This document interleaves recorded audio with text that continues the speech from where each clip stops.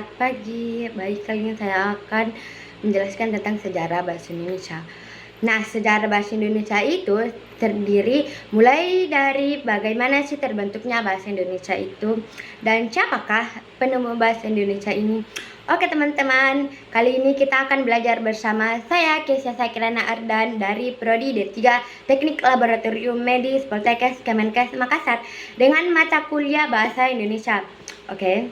Baik, selanjutnya, jadi bahasa Indonesia itu berasal dari bahasa Melayu yang merupakan rumpun bahasa Austronesia.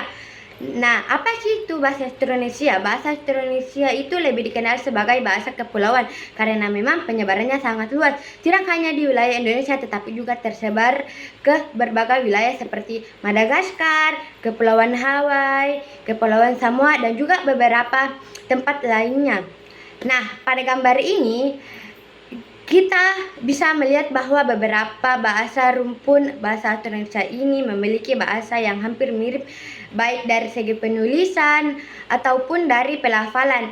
Di sini kita bisa lihat ada 5 yang terjemah. Ini menjadi ada 555 dan sebagian ini juga hampir mirip dengan angka 10 dan angka 7. Jadi, bisa kita lihat kemiripannya perkembangan dan pertumbuhan bahasa di Indonesia di masa sebelum ditiupkannya bahasa Indonesia itu masih menggunakan bahasa Melayu. Hal ini diketahui dari peninggalan-peninggalan yang tersebar di berbagai wilayah Indonesia seperti Aceh ada penulisan di batu nisan. Di batu nisan ini ada huruf Arab dan Sumatera Lawas berbahasa Melayu klasik. Yang kedua adalah Prasasti, kedudukan bukit yang berada di Palembang.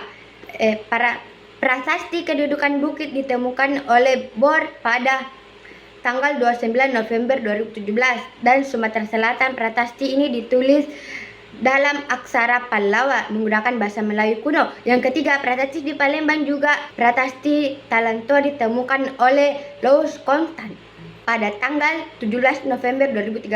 Dikenal sebagai salah satu peninggalan kerajaan Sriwijaya. Prasasti ditulis dalam aksara Pallawan juga berbahasa Melayu kuno.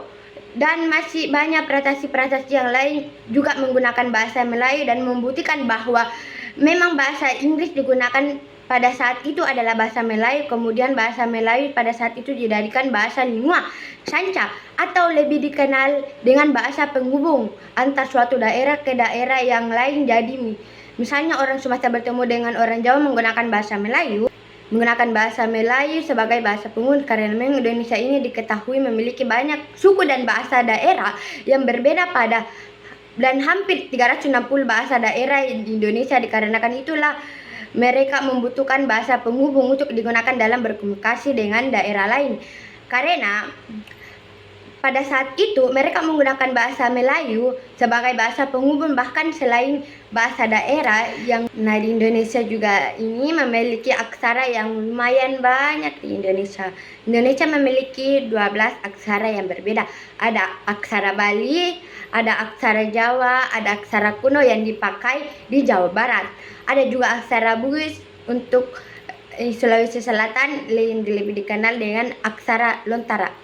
Ada aksara Lampung, aksara Rejang di Batak, dan aksara Karo, aksara Pakpak, aksara Simalungan, aksara Toba, aksara Maindaling, dan juga di Jambi aksara Kerinci. Kemudian pada tahun 1001 diadakan pembukaan bahasa Indonesia yang pertama kali oleh Prof. Charles van Opsjoen dibantu oleh Nawai Sultan Mahmud dan Maktawai Sultan Ibrahim. Berhasil pembukuan mereka dikenal dengan ejaan Opsjoen ejaan.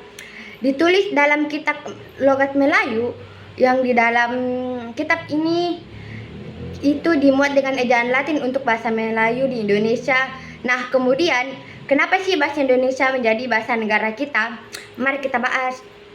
Nah, baik, kenapa sih bahasa Indonesia ini menjadi bahasa negara kita?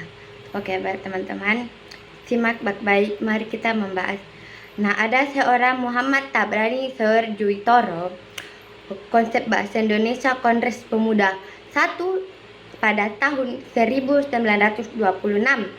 Tabrani dan Muhammad Yamin berbeda pendapat dengan hal konsep bahasa persatuan.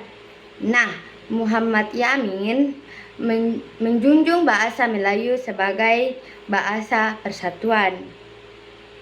Dan pada saat itu juga diminta untuk berani berpendapat bahwa yang menjadi bahasa persatuan seharusnya adalah bahasa Indonesia. Tetapi beliau juga menambah bahwa jika bahasa Indonesia itu tidak ada, maka mari kita lahirkan atau ciptakan bahasa Indonesia itu atas perbedaan pendapat ini.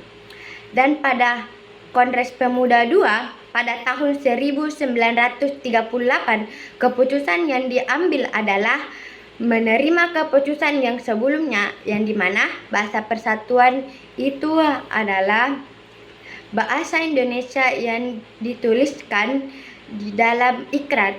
Kebetulan tekad pemuda yang saat ini dikenal sebagai Sumpah Pemuda. Nah, bahasa Indonesia secara resmi ini diakui sebagai bahasa nasional pada tanggal 28 Oktober tahun 1980. Nah, selanjutnya